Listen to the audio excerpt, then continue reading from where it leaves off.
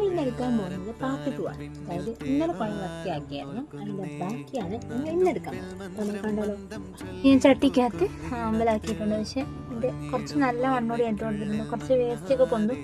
നമുക്ക് എടുത്ത് കളയാം കേട്ടോ. വെള്ളം ഒഴിക്കുന്നത്, വെള്ളം ഇവിടെ കൊണ്ടുവച്ചിട്ടുണ്ട്. പിന്നെ മറ്റേ ബക്കറ്റിൽ ഞാൻ സാധാരണ ഒന്നും ഇടുന്നില്ല, മീൻ മാത്രമേ ഇടുന്നു. നമുക്കിതിൽ വെള്ളം ഒഴിച്ചിട്ട് കാണാം.